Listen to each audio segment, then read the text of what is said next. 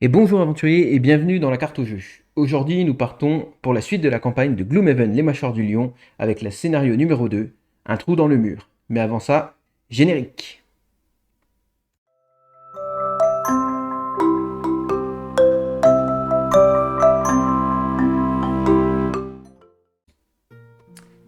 Alors pour ceux et celles qui n'auraient pas suivi le premier scénario de Gloomhaven, je vous invite à voir ma première vidéo qui traite de ce sujet, au moins pour comprendre les règles de base, même si je vais réexpliquer vite fait lors des tours de ce deuxième scénario, un petit peu l'utilisation des cartes et compagnie. Mais je vous invite réellement à aller revoir cette première vidéo si vous le souhaitez et pouvoir comprendre un peu plus. Voilà. Donc là, je vais refaire devant vous le reste de la mise en place, puisque j'ai déjà mis en place les personnages et compagnie, enfin le plateau de jeu, et voilà. Et qu'est-ce qu'on va voir dans ce deuxième scénario? C'est l'introduction de nouveaux éléments, tels que les pièces de jeu, les tuiles de trésor et les pièges à dégâts. Alors, les pièces de trésor, on va pouvoir les poser sur ces petits hexagones. Ils sont représentés à chaque fois dans les scénarios. Donc ça, c'est des pièces qui vont nous rapporter de l'or suivant le nombre de joueurs que l'on est. Voilà, donc je vous mettrai directement, je pense, puisque je ne l'ai pas de tête, combien d'or ça nous rapporte un jeton si on joue en partie solo et que l'on contrôle deux aventuriers. Alors on verra comment on récupère ces jetons d'or et ce coffre au trésor. Également viennent les fameux pièges à dégâts que l'on va poser sur ces différents hexagones. Ils sont représentés avec un petit rond rouge et le symbole. Et pour le coffre trésor, il est représenté ici. Et on verra le numéro du trésor qui nous référera en fait à l'annexe du glossaire qui nous donnera en fait le contenu de ce coffre. Donc on va placer les différents pièges ici. Et il faut savoir que les pièges vont se déclencher au moment où un personnage va aller sur la case de ce piège. Et ça aura pour effet d'infliger à ce personnage 3 points de dégâts. Voilà en gros pour ce qui est des pièges. Alors ensuite je vais placer les ennemis. Pour rappel, je joue avec deux personnages, donc je vais prendre seulement les caractéristiques hautes des cases des Vermlings. Donc là, un Vermlings normal ici un normal, ici un normal et ici un normal. Alors on se retrouve avec 5 ennemis. Alors particularité de ce deuxième scénario, c'est que les ennemis vont avoir un autre comportement que celui de base qu'il y avait dans le scénario numéro 1, qui les faisait avancer vers nous et taper l'ennemi le plus proche, en fait avec une initiative de 50. Donc le comportement qu'ils avaient, c'était juste arriver à notre corps à corps et essayer de nous taper. Voilà. Alors maintenant, la nouveauté, c'est qu'ils vont venir avec un petit deck de cartes. Donc ici 4, puisque nous sommes encore sur les scénarios tutoriels. Et donc là, on nous a invité à prendre les cartes Pillard Verming de base. Alors, ça va se présenter sous cette forme. On va retrouver leur initiative juste ici. Donc l'initiative va changer en fonction du tour. Donc chaque tour, on va retirer une carte. Et ça va avoir divers effets. Donc là, par exemple, pour l'initiative de 36, ils vont avoir un déplacement plus 0, c'est-à-dire qu'ils vont se déplacer, mais à leur caractéristique de base, puisqu'il n'est pas augmenté. Ils vont avoir une attaque de -1 et une portée 2, ça veut dire qu'ils vont maintenant pouvoir nous attaquer à distance. Voilà, c'est des modificateurs qui changent le comportement des monstres et ajoutent un petit piment dans les scénarios. Voilà, on aura le temps de voir à mon avis les divers effets qu'ils vont avoir, et une des cartes de ces modificateurs représente le comportement de base qu'ils avaient lors du premier scénario. Voilà, donc là je mélange bien. Alors, autre nouveauté qu'on nous a invité à prendre, c'est que nous avons changé deux cartes de notre deck. Donc pour rappel, on avait les cartes de niveau A pour le premier scénario. On nous a invité à prendre deux cartes de niveau B qui vont introduire deux nouveaux éléments. Donc là, un nouvel état négatif pour les ennemis, c'est le désarmement. Ça veut dire qu'on va désarmer nos ennemis et donc les empêcher d'attaquer sur leur prochain tour. Et ensuite, on va également nous apprendre les notions de traction et de poussée. Voilà, qui va nous permettre de pousser ou attirer les ennemis vers nous. Voilà, donc j'ai changé déjà les deux paquets de cartes de mes deux héros, qui, je vous le rappelle, sont la garde rouge et le lanceur de hache, que je vais d'ailleurs mettre en place tout de suite. Donc la garde rouge, on va la mettre ici, et le lanceur de hache, on va le positionner ici.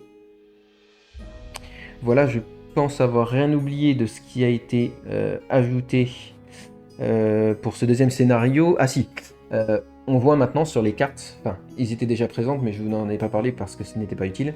En fait, on va avoir des actions qui vont nous faire perdre directement nos cartes. Donc, comme lorsque on avait fait un repos court sur la partie précédente, il y a une notion de carte défaussée qui va aller dans la défausse et de cartes perdues qui ne seront plus utilisées lors du reste du scénario.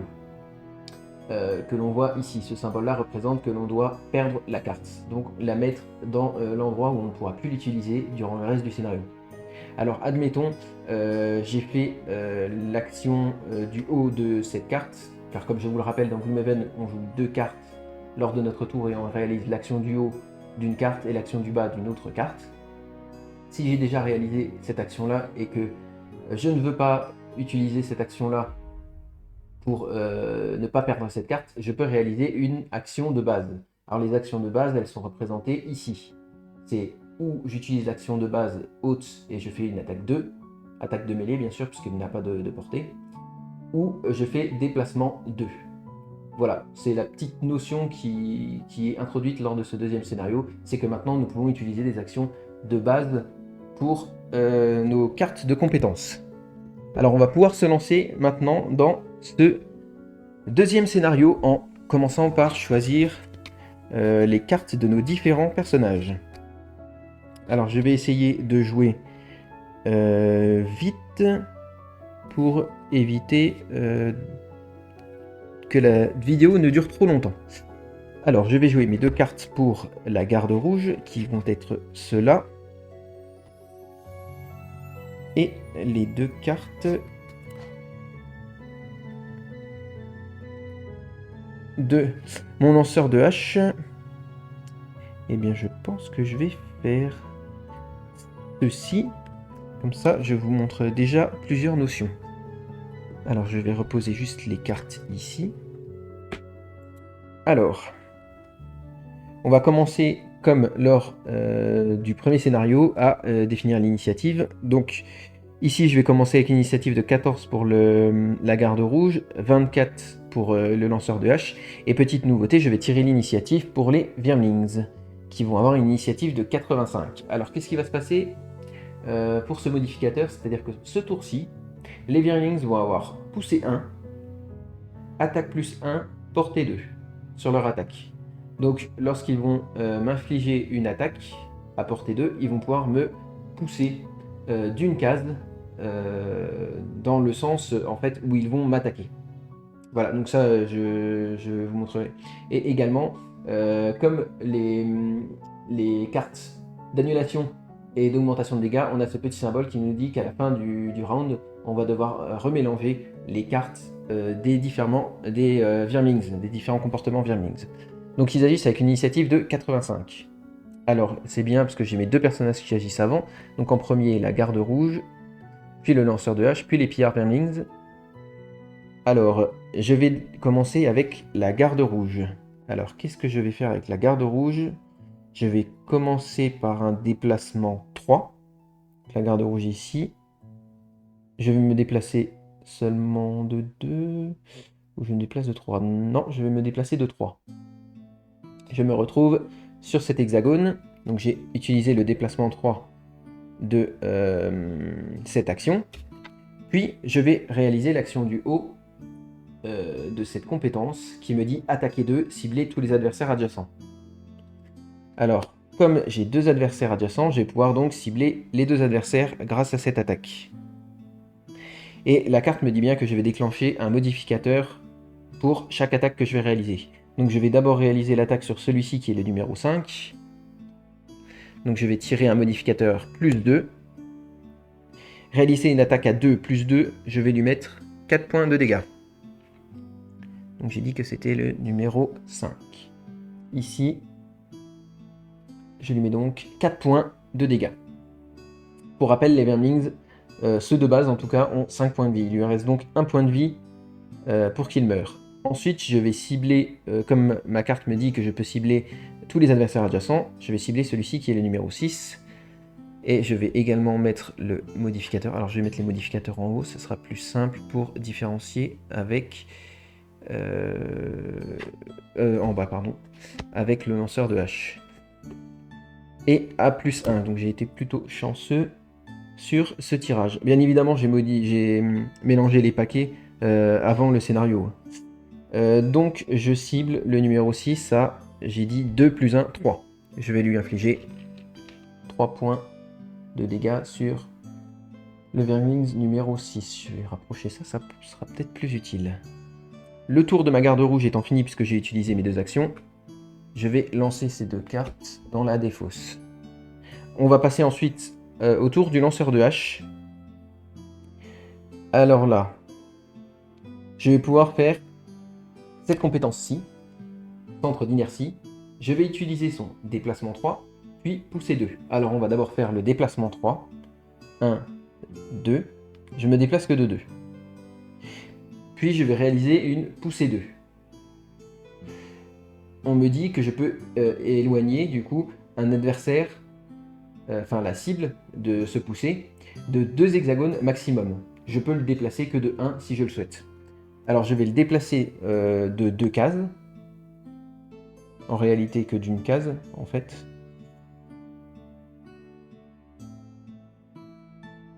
Donc toujours dans le sens où en fait la poussée va éloigner l'adversaire.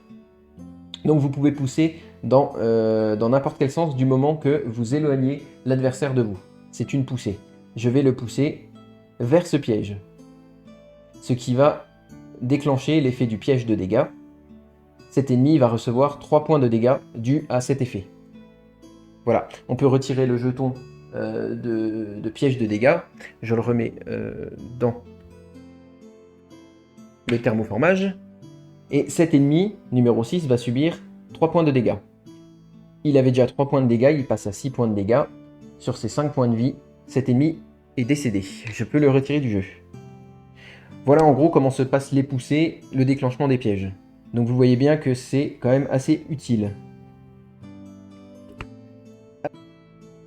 Alors pour la deuxième compétence, je vais réaliser cette attaque qui va me permettre d'attaquer 2 cases donc représentées en rouge ici, et la case grise va représenter mon personnage. Et bien évidemment, en fait, ce motif peut être retourné dans n'importe quel sens, du moment qu'on respecte bien les conditions d'attaquer 2 cibles adjacentes. Voilà, donc pour vous mettre en place, je vais attaquer avec mon lanceur de hache, qui se trouve bien dans la zone grise, et si je prends mon symbole, que je retrouve juste ici, j'ai bien cette case et cette case qui sont la cible. Voilà, donc je vais lancer cette attaque directement sur le Vermlings, et je vais juste vérifier un petit point de règle. Alors voilà, petit contretemps, je voulais juste vérifier bien un point de règle, et au final, oui, on me dit bien que je cible des adversaires, et donc il n'y a pas de dégâts d'alliés. Donc je vais bien cibler seulement ce Vermlings, et pas mon allié qui se trouve dans la zone de cette attaque, puisqu'il se trouverait normalement sur cette case-là. Alors je vais attaquer ce Vermlings à 3, plus modificateur, avec le lanceur de hache. Donc je le ferai à 3, plus 1 dégât. À 4 dégâts sur ce Vermlings. Du coup, il passe à 4 plus 4, 8. Il décède sur ce tour. Voilà. On en est au deuxième Vermlings éliminé, ce qui est plutôt bien pour un début. Alors ensuite, j'ai fini d'utiliser mes 2 compétences pour le lanceur de hache. On va passer au tour des Vermlings. Alors les Vermlings, on me dit que ils ne vont pas se déplacer puisqu'ils n'ont aucun symbole de déplacement sur leur carte modificateur, et qu'ils vont pouvoir m'attaquer à portée 2. Alors aucun ne peut me cibler puisqu'il n'est pas à portée 2, donc on va directement passer à mon tour, puisque je rappelle, le comportement les faisait poussée de 1, attaque 1 et portée 2. Mais aucun symbole de déplacement n'apparaît, donc il ne se déplace pas pour ce tour. Et je vais donc remélanger le deck de comportement des monstres, puisque je retrouve le symbole ici sur cette carte. Alors je vais le prendre et le remélanger. Voilà. Histoire que on se retrouve avec un autre comportement, je l'espère. Alors je vais reprendre mes cartes de compétences et on va pouvoir repasser à mon tour. Alors ce que l'on va faire... Je suis assez loin des ennemis. Il me faudrait une attaque à portée 3. Je ne l'ai pas. Non, on va quand même se déplacer. Alors je vais réaliser ceci et celui-ci. Voilà, donc je vais placer mes cartes pour la garde rouge. Puis mes cartes pour le lanceur de hache. Alors, avec le lanceur de hache, initiative de 18, la garde rouge 63. Et pour les pillards, on va se retrouver avec une initiative de 59. Alors leur comportement ce tour-ci, c'est qu'ils vont avoir leur attaque de base, portée 2, 2 cibles. Et ils ne se déplacent pas ce round puisqu'il n'y a aucun symbole de déplacement. Et comme c'est précisé sur ce texte, ils ne se déplacent pas pour ce round. Voilà, donc ils vont pouvoir m'attaquer à distance si je me retrouve à leur portée, ce qui va sûrement être le cas. Alors on va démarrer avec le lanceur de hache. Puis le tour des pillards, puisque j'ai une initiative de 63 pour la garde rouge. Puis la garde rouge agira en dernier. Voilà. Alors, j'ai dit, on commence avec le lanceur de hache. Je vais réaliser un déplacement 5. Alors, lanceur de hache. Avec la capacité basse. 1, 2, 3, 4. Et j'aurai portée 3. Ce qui est parfait. Donc je me déplace seulement de 4. Celle-ci va dans la défausse. Et je vais réaliser une attaque de 2, portée 3, sur 2 cibles. Bon là, je vais pouvoir en cibler qu'un seul, il me semble. Oui, je ne vais pouvoir en cibler qu'un seul. Voilà. Alors je vais cibler à 1, 2, 3 ce vermling-ci avec mon attaque de 2 plus modificateur. Plus 0, je vais lui mettre 2 points de dégâts. Donc c'est le Wyrmlings numéro 4.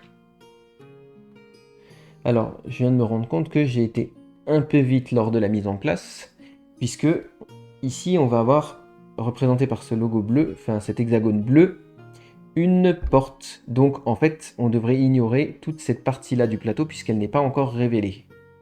Alors j'ai eu de la chance qu'ils ne bougent pas, parce que normalement ils n'auraient pas dû bouger si jamais je les avais bougés. Alors voilà, je vous l'explique maintenant. On va avoir lors des scénarios des phases où il va falloir aller jusqu'à une porte. Donc ici c'est le cas. Et il va falloir aller jusqu'à cet hexagone pour pouvoir ouvrir la porte et dévoiler ce qu'il y a de l'autre côté. Et normalement c'est à ce moment-là que l'on fait la mise en place de ce qui se trouve à l'intérieur. Donc le trésor, les pièges de dégâts et les Wyrmlings. Donc moi, comme à mon habitude, j'ai tout installé et j'ai pas fait attention. Donc une chance que je n'ai pas bougé ces Wyrmlings. Donc ensuite, on va passer au tour du pillard. Pillard qui a une portée 2. 1, 2, 3. 1, 2, 3, 4. Donc voilà, il ne peut pas m'atteindre et il ne peut pas bouger. Donc il va rester inactif également ce tour-ci. Alors ensuite, qu'est-ce qu'on va réaliser avec la garde rouge? On va pouvoir réaliser un déplacement 4 pour cette compétence. 1, 2, je vais me mettre ici. Et pour notre deuxième compétence, on va utiliser cette compétence du haut qui me dit attaque 3, portée 2, traction 1. Donc sur 2 de portée, ce qui est bien le cas, 1, 2, je vais l'attaquer à 3 dégâts, puis lui infliger une traction 1. Bon, je pense que ça ne sera pas nécessaire, à moins que je tire un -1 sur ma garde rouge. Mais on va d'abord résoudre l'effet, donc attaque 3, portée 2 sur cet adversaire. Alors en plus je tire le x2, donc je lui mets 6 dégâts. Et pour vous expliquer, je vais peut-être pas lui mettre, si je vais lui mettre comme ça, on fait dans ce sens. Je vais quand même réaliser l'attraction pour vous montrer ce qui se passe lorsque l'on tue un ennemi. Voilà, donc pour ce qui est ensuite d'autres actions, la capacité va dire que je peux rapprocher un ennemi de moi de une case, puisque c'est traction 1. Alors là, c'est pas le cas, si c'est le cas. Donc je pourrais choisir de le rapprocher, non, puisqu'en fait, il faut qu'il soit plus proche de moi, donc c'est forcément sur cette case-ci qu'il se rapprocherait. Mais si on a le choix, en fait, on peut le rapprocher de n'importe quelle case, du moment qu'il est plus proche de nous, depuis le début de son tour jusque maintenant. Voilà, donc je vais le rapprocher dans le piège et le tuer normalement si je ne l'avais pas tué durant ma première attaque. Donc il va juste décéder ici. Et qu'est-ce qui va se passer que j'ai oublié pour les deux autres Vermlings? C'est que, en réalité, règle du scénario et pour les futurs scénarios, maintenant à chaque fois qu'un ennemi décède, il laisse tomber une petite pièce. Donc je vais rajouter ceux que j'avais oubliés. Et ensuite, mes actions sont finies. On devrait pouvoir passer autour des Vermlings, mais aucun Vermlings n'est présent. Non, même pas, puisqu'ils ont déjà agi. Ensuite, on va pouvoir repasser à mon tour. Je vais utiliser mes 2 cartes qu'il me reste pour chacun de mes personnages. Là, c'est surtout des déplacements qui me seront utiles. Alors, je vais jouer de toute façon les 2 cartes, peu importe l'ordre, puisqu'il n'y a aucun Vermlings présent de visible, puisque la porte nous empêche de voir les autres. Donc peu importe l'ordre dans lequel je vais le faire, au final, je vais déplacer un personnage puis l'autre. On va le faire dans ce sens-là, donc on va laisser agir d'abord le lanceur de hache, puis la garde rouge. Alors pour vous montrer un peu comment se passe, comment on récupère les pièces, du moins, on a certaines actions, par exemple ici, mais je ne l'ai pas utilisé, des pillages, ce qu'on appelle des pillages. Alors là, il me dit pillage 1, c'est-à-dire que je peux piller un objet qui serait à 1 de portée de moi. Donc j'aurais pu piller sur cette case-là. Si on n'a pas d'action de pillage pour ramasser, en fait, à chaque fin du tour de notre personnage, on a ce qu'on appelle un pillage automatique qui va piller automatiquement la case sur laquelle nous sommes. Donc je vais réaliser un déplacement 3 avec le lanceur de hache. 1, 2, 3. Je vais me mettre sur cette case. Et de toute façon, je ne pourrai pas réaliser l'autre compétence puisqu'il faut cibler une cible et attaquer. Je vais donc défausser ces 2 cartes. Et la fin du tour de mon lanceur de hache va déclencher un pillage automatique sur cette case. Donc je vais récupérer la pièce que je vais mettre sur mon plateau et qui sera comptée en fin de scénario. Alors, ce que j'ai oublié aussi, c'est que puisque je suis tombé sur le x2, j'ai le symbole de mélange. Je vais remélanger donc tout mon deck de modificateurs pour ma garde rouge.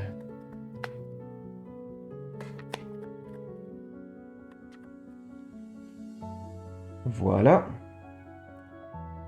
Donc, je ne vais pas m'amuser à ramasser toutes les pièces. Je vais surtout essayer de me déplacer.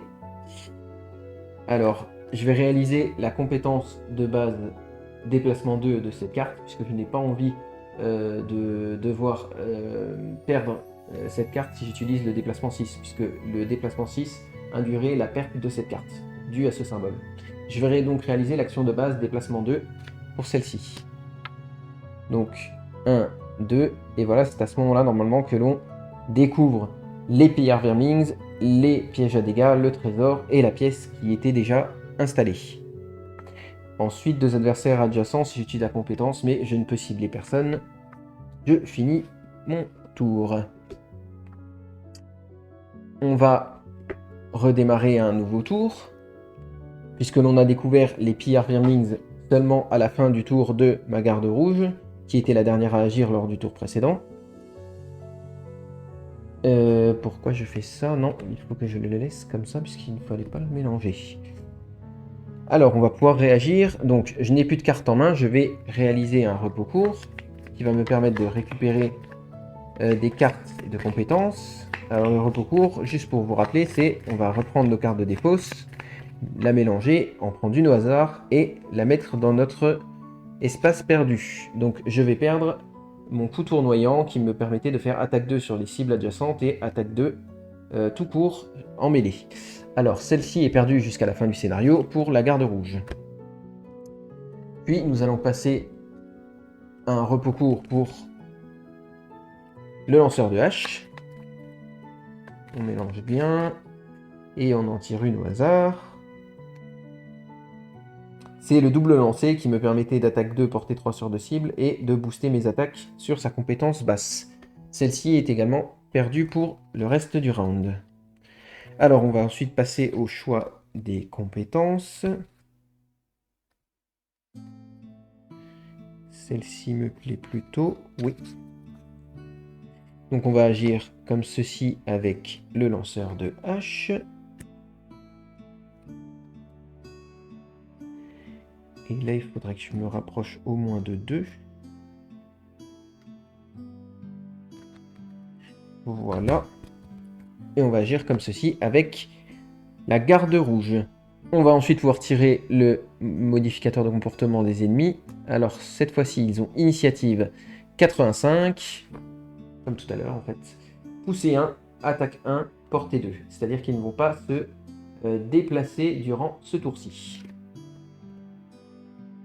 Alors, dans l'ordre d'initiative, je vais agir d'abord avec la garde rouge, puis le lanceur de hache, puis les pillards. Voilà, alors je vais d'abord réaliser avec la garde rouge un déplacement. Déplacement 4, puisque je vais utiliser d'abord cette compétence. Déplacement 4 avec la garde rouge. 1, 2, 3, 4. Je me déplace ici. Et ensuite, je vais réaliser cette compétence-ci qui me dit attaque 3, immobilisation. Immobilisation, pour rappel, l'ennemi ne pourrait pas se déplacer, mais comme de toute façon de base ils ne peuvent pas se déplacer, ça ne changerait pas grand chose. Alors on va mettre ça dans la défausse que je représente là-bas, et on va réaliser avec la garde rouge une attaque 3 plus modificateur. Donc attaque 3 moins 1, on va se retrouver avec 2 dégâts sur le Wyrmlings numéro 1. Je vais donc pouvoir lui mettre ces 2 points de dégâts plus le symbole d'immobilisation, puisqu'en fait, si ça sera utile, puisqu'il est sur lui jusqu'à la fin de son prochain round, de son prochain tour. Ensuite, dans l'ordre d'initiative, c'est le lanceur de hache. Alors, je vais réaliser la compétence déplacement 5 de cette carte. Si ça peut faire, ouais, voilà. Déplacement 5. Donc, 1, 2, 3, 4. Je vais réaliser juste 4. Alors, la garde rouge était sur un jeton. Je vais pouvoir le piller à son fin de tour, pas que j'oublie. Alors, j'ai réalisé un déplacement 4 qui m'était permis puisque je pouvais aller jusqu'à 5 maximum. Puis, je vais faire cette compétence haute, attaque 3, portée 3. Je suis à portée 2 de ce Wyrmlings. Je vais l'attaquer à 3 plus modificateur.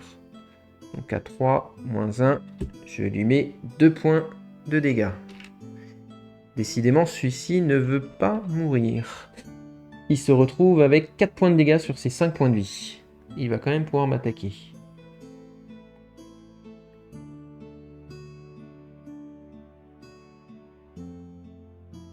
Alors, ensuite, vu que j'ai agi avec mes 2 personnages, on va pouvoir passer au tour des Wyrmlings. On me dit, pousser 1, cibler tous les adversaires adjacents. Donc, adversaire adjacent, il y a la garde rouge. Alors, pousser 1, il va me pousser dans ce sens. Il va me diriger donc sur ce coffre. Puisque je dois m'éloigner du Wyrmlings. Et à la limite, en fait, je ne sais pas, parce qu'il pourrait m'éloigner dans ce sens-là. Alors, la règle me dit que je dois me mettre dans le cas le plus défavorable à chaque fois, donc je vais me pousser ici pour ne pas me retrouver sur le coffre. Et pouvoir le piller automatiquement dès le tour suivant.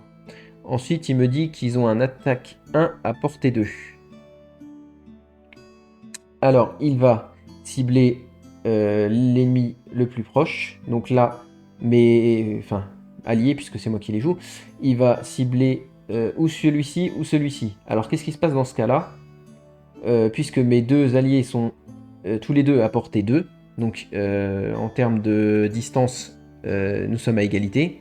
Il me dit qu'il va attaquer celui qui a l'initiative la plus basse. Et dans l'ordre du tour, c'était la garde rouge qui agissait en premier, puisqu'elle était à 14 d'initiative contre 18 sur le lanceur de hache. Donc il va cibler la garde rouge. J'ai dit alors à attaque plus 1, donc de base il avait 2, plus 1, 3. Il va m'attaquer avec une attaque de 3 sur la garde rouge, plus carte modificateur, moins 1. Il me fait 2 dégâts sur ma garde rouge. Je vais donc passer en réduisant mon compteur de points de vie de 10 à 8 points de vie. Voilà. L'autre adversaire pousse également les ennemis adjacents, mais il n'en a pas, et attaque à portée 2. 1, 2, je suis à 3 de portée. Il ne peut donc pas m'attaquer. Ensuite, on va pouvoir repartir sur le tour de mes personnages.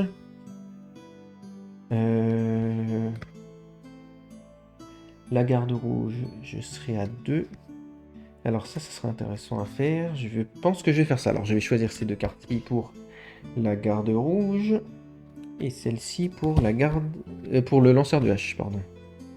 Alors, ensuite on va prendre une carte de comportement. Alors non, fallait mélanger puisqu'il y avait le symbole. Je vais remélanger les cartes de comportement des ennemis. Puis je vais pouvoir tirer une nouvelle carte.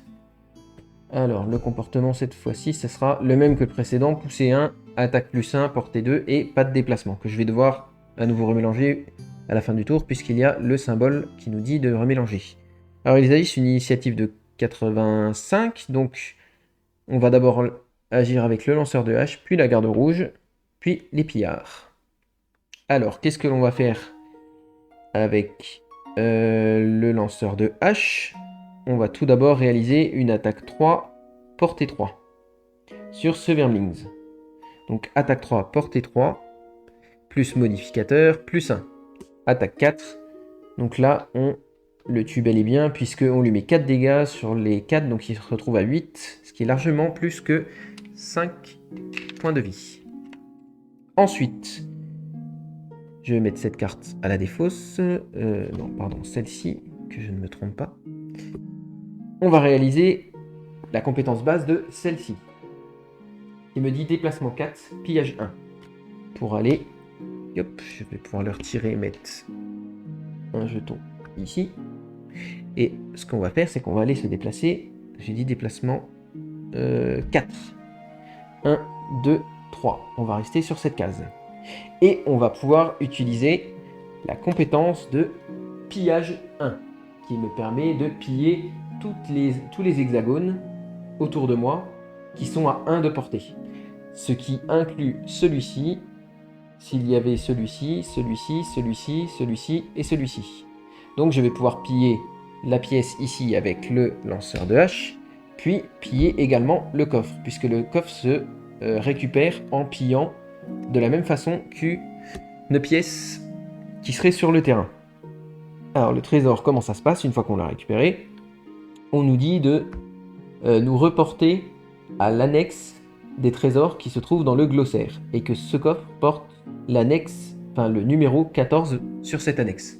Alors je vais récupérer mon glossaire, aller tout à la fin dans l'annexe des trésors, et pouvoir récupérer le trésor numéro 14. Le trésor numéro 14, il me dit que c'est 3 pions monnaie.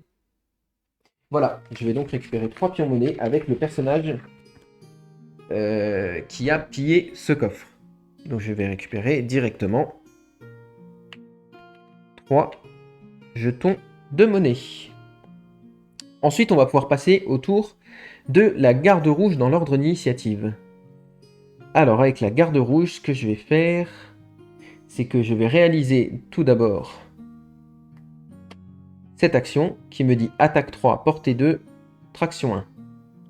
Donc, 1, 2, 3. Non, alors non, je ne peux pas réaliser celle-là. Oui, c'est pour ça que j'avais utilisé celui-ci. Je vais réaliser une compétence de base de déplacement de 2 avec cette carte-ci. Donc, je vais me déplacer seulement de 1 et je vais réaliser une attaque à distance. Attaque 3, portée 2, traction 1. Je vais réaliser une attaque de 3, il est bien à une 2 de portée. Donc, modificateur, c'est la garde rouge et non le lanceur de hache. Alors, ah bah voilà, je tombe sur la fameuse carte qui va annuler les dégâts. Je ne lui inflige pas de dégâts, mais je résous quand même les effets de poussée et de traction.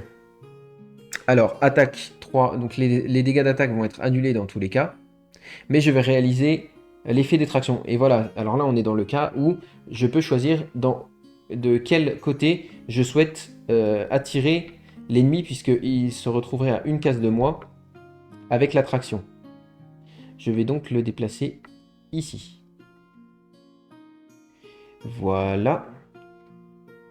Ensuite, vu que j'ai utilisé mes 2 cartes de mes 2 personnages, on va passer au tour du Pierre Vermlings, qui va agir, je vous le rappelle, en poussée 1 tout d'abord. On résout les effets dans l'ordre. Poussée 1, cibler tous les adversaires adjacents. Donc il va me pousser de ce côté. Puis, attaque 1 à portée 2 sur attaque plus 1, pardon. À portée 2 sur l'allié le plus proche. Il va donc cibler la garde rouge, puisqu'elle se trouve à 2 de portée, et le lanceur de hache se trouve à 3. De toute façon, il n'avait pas la portée pour le lanceur de hache. Donc il va m'attaquer la garde rouge à donc 2 de base, je vous le rappelle, plus 1 d'attaque à 3 à portée 2.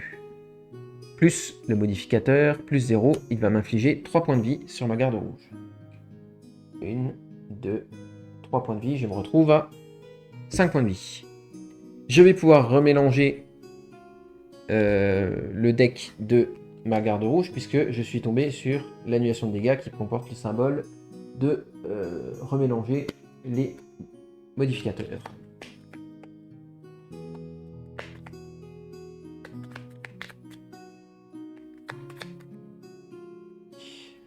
Voilà, alors ensuite on va pouvoir agir avec nos alliés, et je dois refaire un repos puisque il me reste seulement une carte en main et que l'on doit obligatoirement agir avec 2 cartes pour nos alliés. Alors que je mélange pas les différents decks, donc on va devoir réaliser à nouveau un repos court et reperdre une nouvelle carte tirée au hasard. Donc vous voyez, plus le scénario va durer longtemps. Alors je défausse centre d'inertie qui me permettait attaque 3, portée 3, déplacement 3, poussée 2. Alors vous voyez bien qu'au fur et à mesure, en fait, on va épuiser notre main de cartes de compétences. Et si on arrive à une carte de compétence ou 0, en fait nous allons tout simplement perdre la partie puisque nous ne pourrons plus agir lors de notre tour. C'est une des 2 façons de perdre un scénario, hors règle spéciale du scénario, c'est ou d'arriver à 0 point de vie, ou alors de ne plus avoir assez de cartes pour pouvoir agir. Alors je vais défausser au hasard celle-ci. C'était attaque de portée 2, immobilisation et déplacement 4. Alors je vais pouvoir agir de nouveau. Je pense que de toute façon c'est le dernier tour. Alors on va essayer d'agir le plus rapidement possible. Alors dans l'ordre d'initiative, on va faire... Je vais dire remélanger ça puisqu'il comportait également le symbole mélange.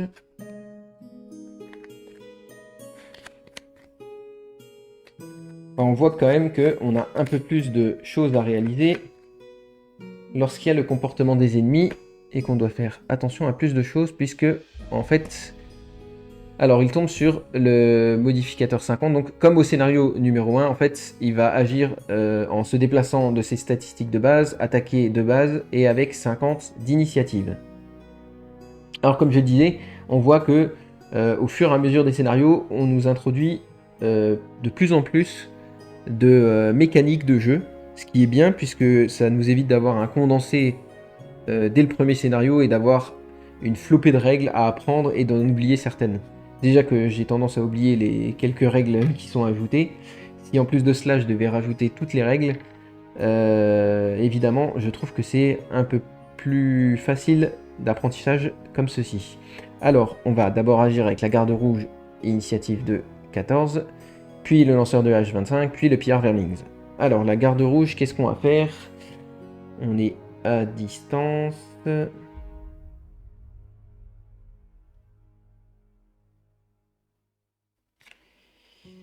De toute façon, oui, on va se déplacer. Je vais faire le déplacement de base de cette carte, déplacement 2. Donc, je vais mettre dans la défausse. Je vais me mettre ici. Puis je vais réaliser une attaque 3 et immobilisation grâce à cette carte. Alors, attaque 3, plus modificateur de la garde rouge. Je vais tomber sur un -1. Je vais lui mettre 2 dégâts. Là, c'est pas dit qu'on le finit en fait sur ce tour-ci, c'est le numéro 2. Je me suis peut-être emballé. Alors ensuite, on va passer, comme j'ai réalisé mes 2 actions, on va passer au lanceur de hache. Le lanceur de hache, qu'est-ce que j'ai? J'ai une attaque 3, j'ai du pillage, j'ai du déplacement. Je vais me déplacer grâce à cette compétence de 2 cases. Oui, c'est très bien, on va faire ça. Je vais me déplacer de 2 cases grâce à cette compétence.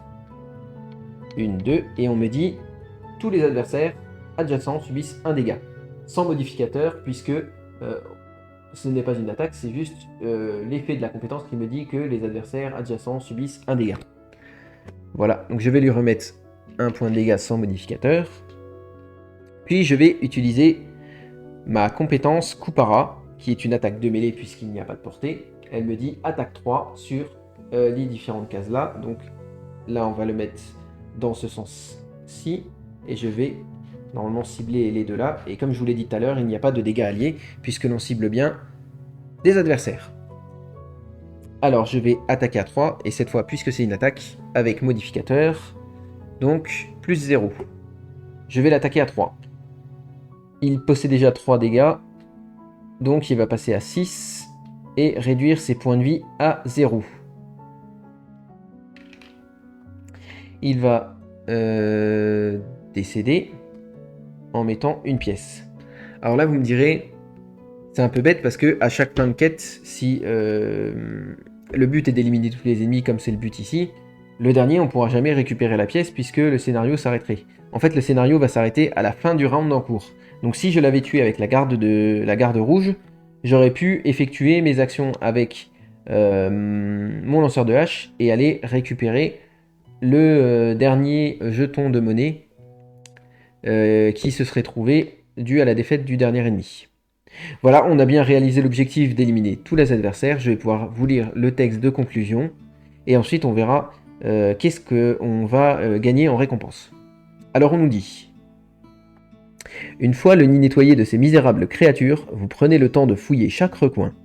Les gardes de la cité voudront sûrement en savoir plus à ce sujet. Il n'est pas prudent de laisser les vermlings creuser des tunnels à travers les murs. C'est déjà assez difficile de repousser leurs raids comme ça. Finalement, vous réussissez à retrouver une quantité d'or inattendue sous les planches de bois pourri. En fouillant le trésor, vous trouvez aussi une note étrange. Grossièrement gribouillée, elle détaille une affaire entre les vermlings et un certain Roland. Apparemment, Roland achète des cadavres frais aux vermlings et paye en or. À en juger par le montant, les vermlings ont réussi à tuer pas mal de gens avant que vous n'y mettiez fin. C'est la meilleure piste que vous ayez, il est donc temps de dénicher ce Roland. Après s'être reposé au lion assoupi, bien sûr. On nous dit en récompense 25 pièces d'or chacun, donc chaque personnage va gagner 25 pièces d'or, plus la boutique va ouvrir les objets numérotés de 1 à 13, et un nouveau lieu, le vaisseau noir, que l'on va pouvoir coller avec nos fameuses vignettes, qui sera la prochaine mission. Donc on voit ici le vaisseau noir, voilà, ici. la quête numéro 3, que l'on va pouvoir coller sur notre fameuse carte. Donc j'avais déjà collé la première et la deuxième mission, et on pourra coller, je le collerai pour la prochaine fois, la troisième mission qui sera le vaisseau noir. Alors, on va pouvoir remplir également nos fiches de personnages à ce moment-là, puisqu'on y invite dans le guide à les remplir à ce moment-là, puisqu'on va débloquer des objets et pouvoir répertorier l'or gagné lors des différentes missions pour chacun des personnages. Alors je vous retrouve tout de suite pour vous montrer comment on va compléter ceci, comment va se passer la boutique d'or. À tout de suite. Alors voilà, je vous retrouve après avoir récupéré les cartes d'objets que l'on va utiliser. Donc j'ai bien récupéré ceux du numéro 1 à 13. Alors où c'est qu'on va retrouver ces fameux numéros? C'est ici sur les cartes objets que vous allez avoir. Donc les cartes objets seront ici, et au dos de la carte, vous avez un numéro. J'ai récupéré les numéros 1 à 13. Et en fait, entre chaque mission, on va pouvoir acheter des objets. Alors, comment ça va se passer? Les objets sont sous cette forme-ci. On les verra en détail, bien sûr, avec leurs effets et comment les utiliser lors du prochain scénario. Mais ce que l'on va voir immédiatement, en fait, c'est le coût en pièces d'or des objets qui est représenté ici. Donc, pardon, excusez-moi, voilà, ici, pour cet objet, par exemple, les jumelles d'œil de faucon, eh bien, il nous faudrait 30 pièces d'or pour acquérir cet objet. Voilà.